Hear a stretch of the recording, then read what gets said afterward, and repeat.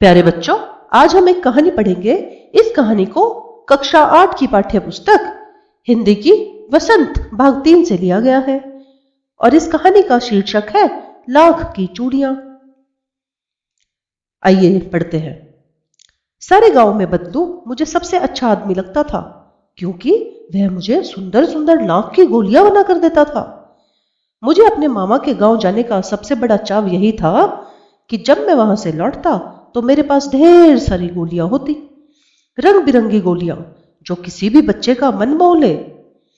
वैसे तो मेरे मामा के गांव का होने के कारण मुझे बदलू को बदलू मामा कहना चाहिए था, परंतु मैं उसे बदलू मामा ना कहकर बदलू काका कहता था, जैसे कि गांव के सभी बच्चे उसे कहा करते थे। बदलू का मकान कुछ ऊंचे पर बना था। मकान के सामने बड़ा सा सहन था, जिसमें एक पुराना नीम का वृक्ष लगा था। उसी के नीचे बैठकर बदलू अपना काम किया करता था।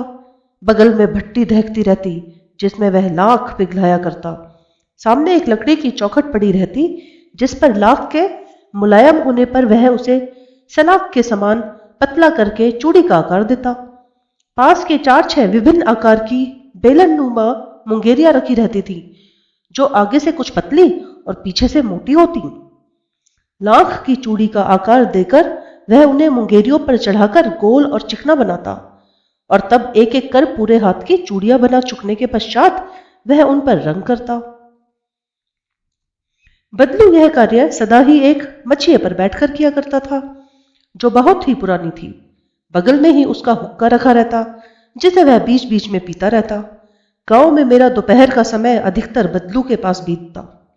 वह मुझे लल्ला कहता था और मेरे पहुंचते ही मेरे लिए तुरंत एक मछिया मंगा देता।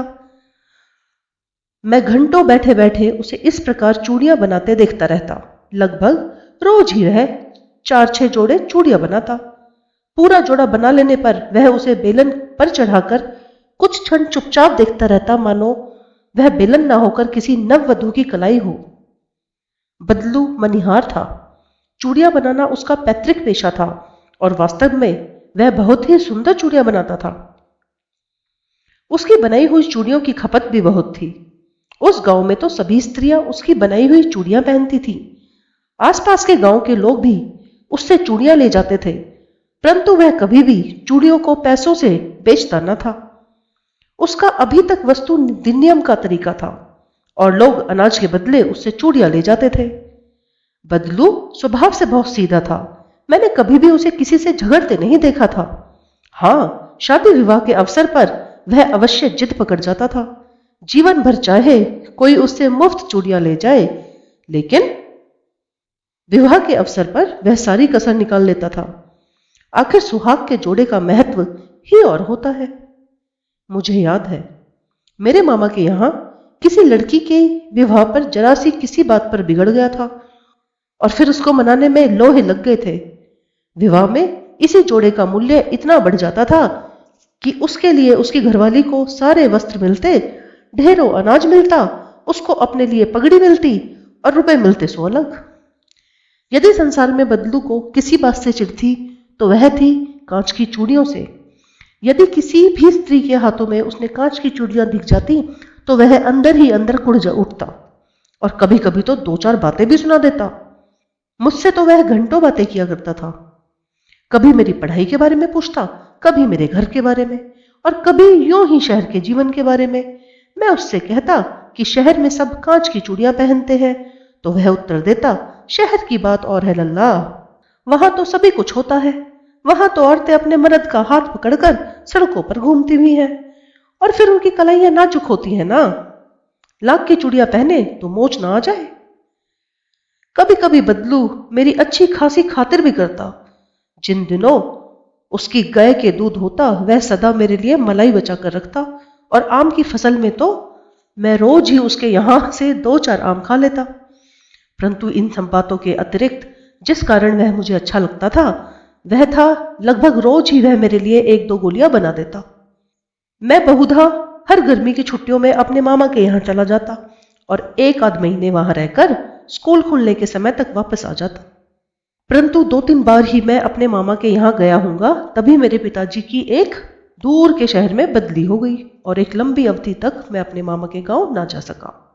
तब लगभग 8-10 वर्षों के बाद जब मैं वहां गया तो इतना बड़ा हो चुका था कि लाख की गोलियों में मेरी रुचि नहीं रह गई।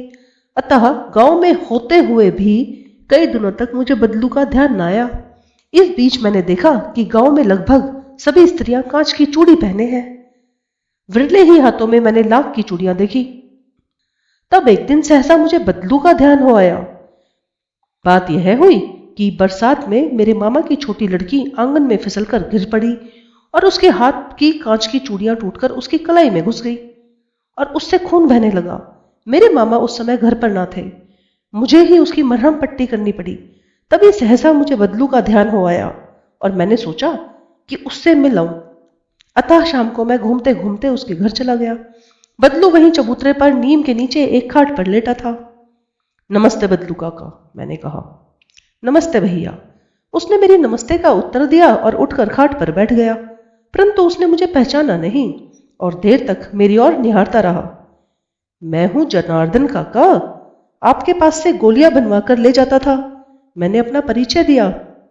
बदलू फिर भी चुप रहा, मानो वह अपनी स्मृति पटल पर अतीत के चित्र उतार रहा हो। तब एकदम बोल पड़ा, आओ आओ लल्ला, बैठो, बहुत दिन बाद गांव आए।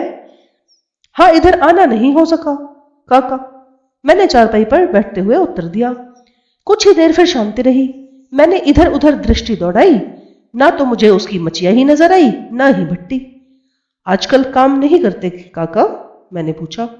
नहीं लल्ला, काम तो कई साल से बंद है। मेरी बनाई हुई चूड़ियां कोई पूछे तब तो गांव गांव में कांच का प्रचार हो गया है। अब वह कुछ देर चुप रहा, फिर बोला, मशीन युग है ना लल्ला, आजकल सब काम मशीन से होता है, खेत भी मशीन से जोते जाते हैं। और फिर जो सुंदरता कांच की चूड़ियों में होती है, लाख में कहां संभव है। लेकिन कांच बड़ा खतरनाक होता है, बड़ी जल्दी टूट जाता है, मैंने कहा। नाजुक तो फिर होता ही है लल्ला। कहते कहते उसे खांसी आ गई और वह देर तक खांसता रहा। मुझे लगा उसे दमा है। अवस्था के साथ साथ उसका शरीर ढल चुका था। उसके हाथ पैरों और माथे पर नसें उभर आई थी। जाने कैसे उसने मेरी शंका भांप ली। बोला, दमा नहीं है मुझे, फसली खांसी है, यही महीने 2 महीने से आ रही है, 10-15 दिन में ठीक हो जाएगी। मैं चुप रहा। मुझे लगा उसके अंदर कोई बहुत बड़ी व्यथा छिपी है। मैं देर तक सोचता रहा कि इस मशीन युग ने कितने हाथ काट दिए हैं। कुछ देर फिर शांति रही, जो मुझे अच्छी नहीं लगी। आम की फसल अब कैसी है काका? कुछ देर पश्चात मैंने बात का विषय बदलते हुए पूछा।